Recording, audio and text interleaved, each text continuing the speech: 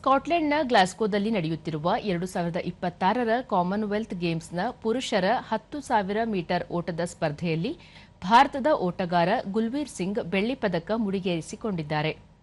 Commonwealth ಕ್ರೀಡಾಕೂಟದ ಇತಿಹಾಸದಲ್ಲಿ ಈ ಸ್ಪರ್ಧೆಯಲ್ಲಿ ಪದಕ ಗೆದ್ದ ಮೊದಲ ಭಾರತೀಯ ಅಥ್ಲೀಟ್ ಎಂಬ ಹೆಗ್ಗಳಿಕೆಗೆ ಪಾತ್ರರಾಗಿದ್ದಾರೆ. ನಿನ್ನೆ ರಾತ್ರಿ ನಡೆದ ಈ ರೋಚಕ ಫೈನಲ್ ಪಂದ್ಯದಲ್ಲಿ ಅತ್ಯುತ್ತಮ ಪ್ರದರ್ಶನ ನೀಡಿದ ಗುಲ್ವೀರ್ 27 ನಿಮಿಷ 49.78 ಸೆಕೆಂಡುಗಳಲ್ಲಿ ಗುರಿ ತಲುಪಿದರು. ಆಸ್ಟ್ರೇಲಿಯಾದ ಕೈ ರಾಬಿನ್ಸನ್ 27 ನಿಮಿಷ 48.93 ಸೆಕೆಂಡುಗಳೊಂದಿಗೆ ಚಿನ್ನದ ಪದಕ ಪಡೆದರು.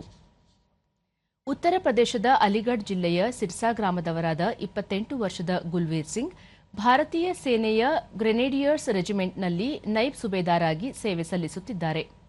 2023ರ ಏಷ್ಯನ್ ಅಥ್ಲೆಟಿಕ್ಸ್ ಚಾಂಪಿಯನ್ಶಿಪ್ನ 5,000 ಮೀಟರ್, 2022ರ ಏಷ್ಯನ್ ಗೇಮ್ಸ್ನ 10,000 ಮೀಟರ್ ಓಟದಲ್ಲಿ ಕಂಚಿನ ಪದಕ ಗೆದ್ದಿದ್ದಾರೆ.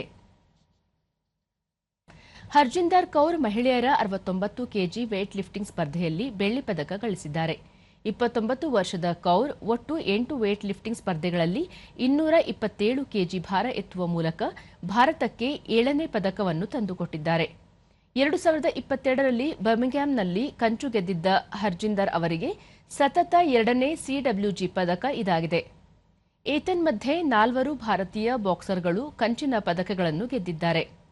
ಗ್ಲಾಸ್ಗೋ ಕ್ರೀಡಾಕೂಟದಲ್ಲಿ ಭಾರತ 2 ಚಿನ್ನ, 7 ಬೆಳ್ಳಿ ಮತ್ತು 3 ಕಂಚು ಸೇರಿದಂತೆ 12 ಪದಕಗಳನ್ನು ಗಳಿಸಿದೆ.